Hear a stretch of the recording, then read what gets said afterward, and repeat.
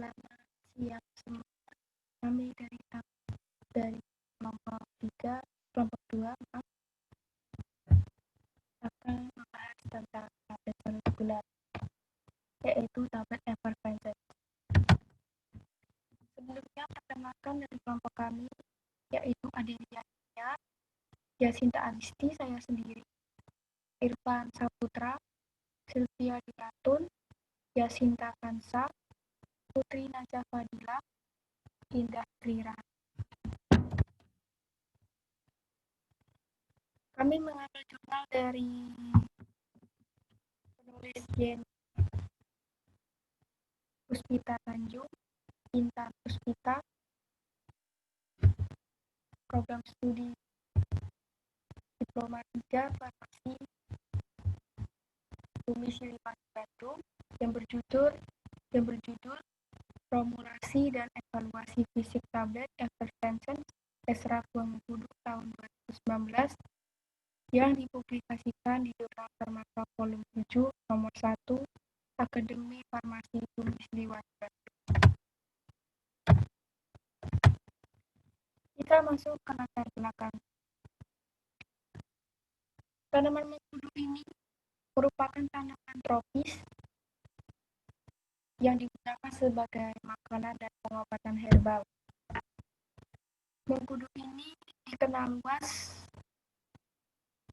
ketika bangsa Polinesia itu berpindah atau bermigrasi ke Asia Tenggara pada tahun 2000 yang lalu. Manfaat mengkudu ini sangat baik untuk tubuh manusia, terutama untuk antitrombolitik, antioksidan, analgesik, antiinflamasi, dan aktivitas zantin oksidasi inhibitor atau biasa disebut penghambat oksidasi. Juga dapat menurunkan tekanan darah dan vasodilatasi pembuluh darah. Manfaat ini didapatkan dari kandungan nutrisi pada buah mengkudu, diantaranya kalori, vitamin A, tiamin, riboflavin, kalium, natrium, besi, protein, lemak, dan karbohidrat. Mengkudu juga mempunyai kandungan vitamin C, itu digunakan sebagai antioksidan. Buah mengkudu ini banyak sekali masyarakat yang tidak menyukainya karena baunya tidak sedap dan teksturnya yang terlalu lunak, sehingga nilai ekonomisnya sangat rendah sekali. Dengan meningkatkan khasiat dan untuk meningkatkan ekonomisnya, buah mengkudu ini diekstrak dan dijadikan sediaan tablet Everfence agar menutupi rasa baunya yang tidak enak itu dan menggantikannya dengan sediaan tablet. Tablet Everfence itu adalah tablet yang menghasilkan gas CO2 sebagai hasil reaksi kimia bahan-bahan penyusun tablet dengan cairan pelarutnya yaitu air. Tablet dapat melarut sendiri dengan adanya gas CO2 yang membantu proses pelarutan. Bentuk sediaan seperti ini dapat meningkatkan tingkat kesukaan produk dan mempengaruhi aspek psikologis konsumen. Di samping itu, kesannya sebagai obat juga akan berkurang karena rasanya yang dapat menutupi rasa pahit, sehingga dapat menarik minat konsumen yang tidak suka mengkonsumsi obat-obatan. Pembuatan tablet Everfence dari ekstrak buah mengkudu ini dilakukan dengan menyusun formula yang divariasikan dalam jumlah natrium bikarbonat sebagai basa-basa.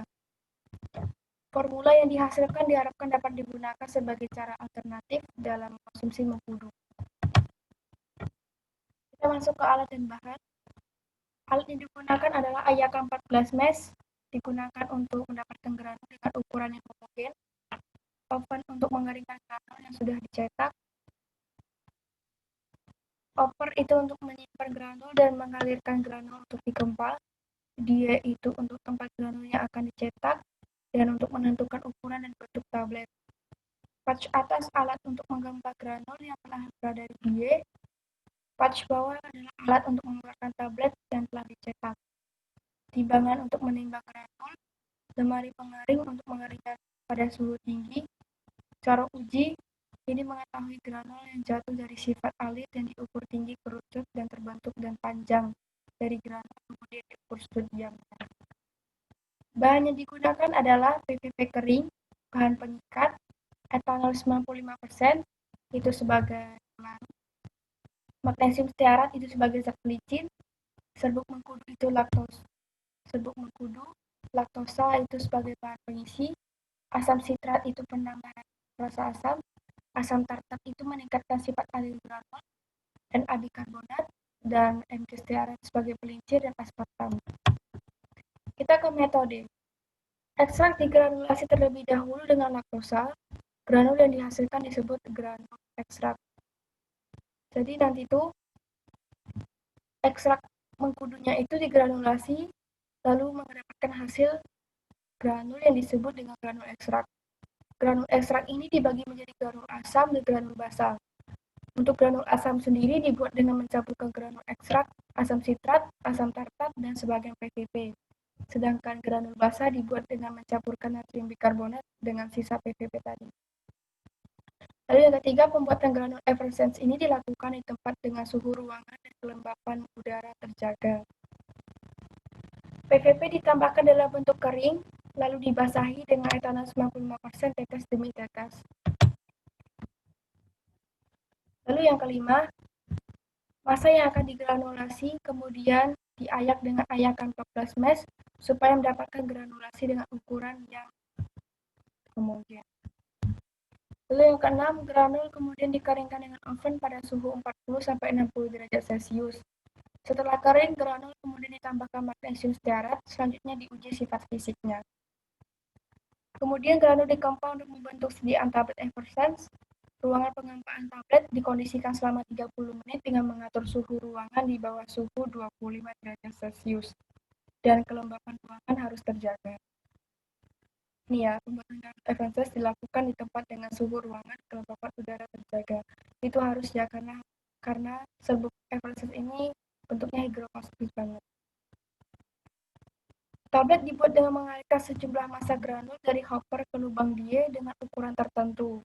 Kemudian massa yang telah masuk dikempa dengan tekanan dihasilkan dari pertemuan antara pouch atas dan pouch bawah. Berikut ini rancangan formulasi. Ini komposisinya. Ada komposisi dan formulanya dalam bentuk persen. Ini ada serbuk mengkudu, laktosa, asam sitrat, asam tartar, Na bikarbonat, Mg stearat, aspartam, dan PVP. Kita masuk ke data dan analisis. Data dan analisis yang pertama adalah uji identifikasi vitamin C dalam ekstrak buah mengkudu. Perubahan warna dari coklat kehitaman menjadi endapan merah bata setelah ditambahkan benedik, lalu dipanaskan dengan api bunsen, itu mendapatkan hasil endapan merah bata. Jadi ekstrak mengkudu tadi kan sebelumnya warnanya kan coklat kehitaman, lalu ditambah reaksi benedik itu menjadi endapan merah bata, lalu dipanaskan lagi dengan api bunsen, itu menjadi endapan merah bata dan hasil ujinya adalah positif. Yang kedua adalah uji evaluasi massa cetak uji kadar air. Ini dilakukan sebanyak 3 kali. Hasil yang didapatkan yaitu kadar air pada granul formula 1, 2, dan 3 itu memenuhi persyaratan yang ditetapkan oleh BPOM, yaitu kurang lebih 10%. Lalu yang ketiga yaitu sudut diam. Sudut diam ini dilakukan sebanyak 3 kali juga, dan hasil yang didapatkan menunjukkan bahwa granul effervescens ini pada formula 1, 2, dan 3 ini memiliki sudut diam yang tergolong sangat baik. Lalu yang keempat yaitu kompresibilitas granul. Dilakukan sebanyak 3 kali, dan hasilnya itu juga memenuhi syarat dan tergolong baik. Hal ini dikarenakan oleh hasil dari pengujian sudut diamnya ini tergolong baik juga, sehingga berpengaruh pada hasil pengujian kompresibilitas granul. Lalu yang kelima yaitu evaluasi tablet effervescens organoleptik. Ini organoleptik tablet yang udah dibuat tadi. Ini secara keseluruhan tabletnya ini penampakannya hampir sama, yaitu bintik dengan coklat-coklat dengan dominan warna putih kecoklatan pada permukaan tablet. Bau khasnya itu juga mengkudu, seperti bau manis, dan bau manis ini dikarenakan ada banyaknya laktosa dan adanya aspartam pada tablet Eversense yang berlebihan. Lalu yang keenam, itu keseragaman ukuran. Keseragaman ukuran ini pada Formula 1, 2, dan 3 memiliki seragaman ukuran yang tidak memenuhi syarat.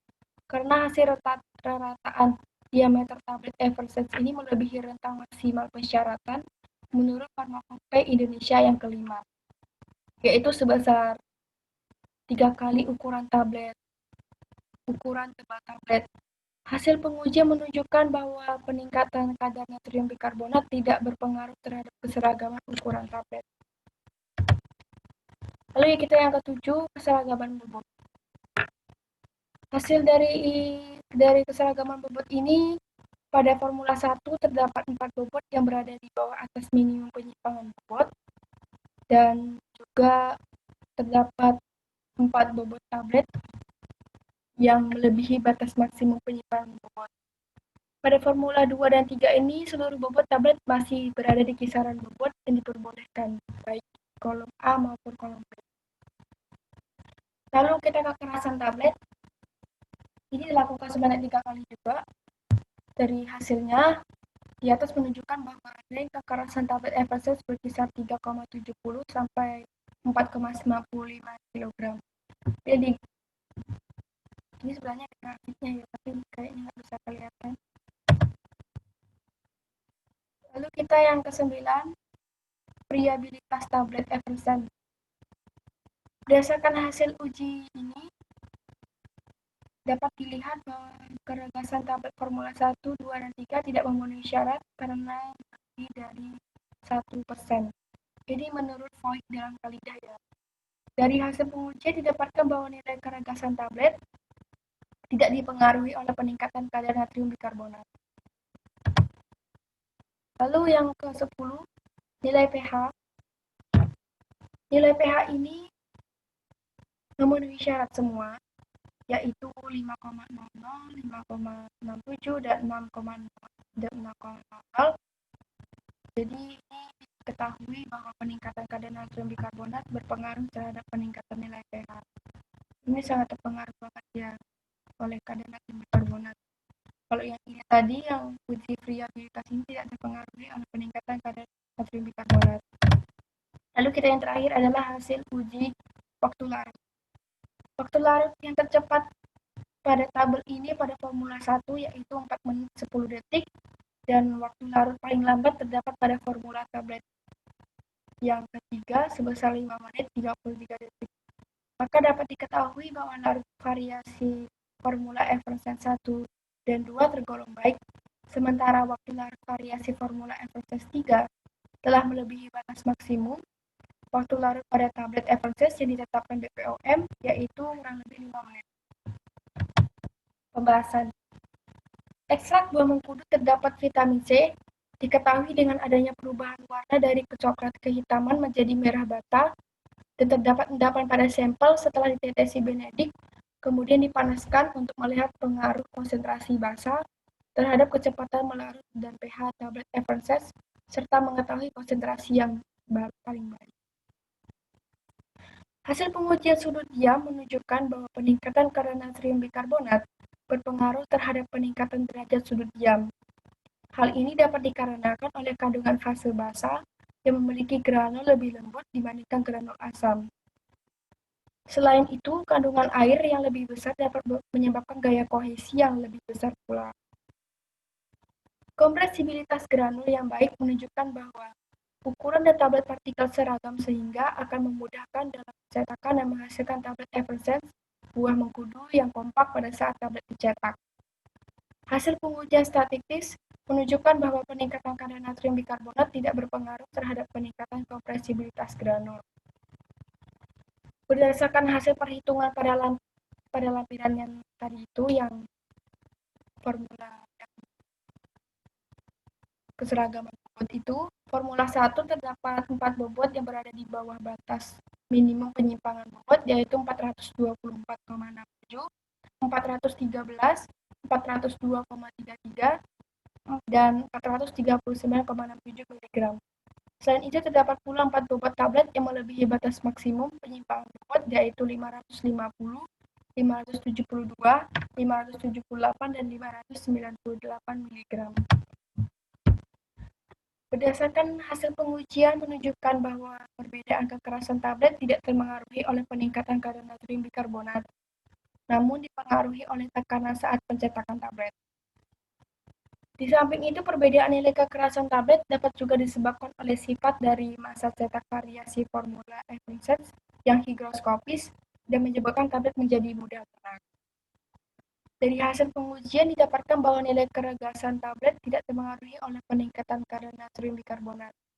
Dapat diketahui bahwa peningkatan kadar natrium bikarbonat berpengaruh terhadap peningkatan nilai pH.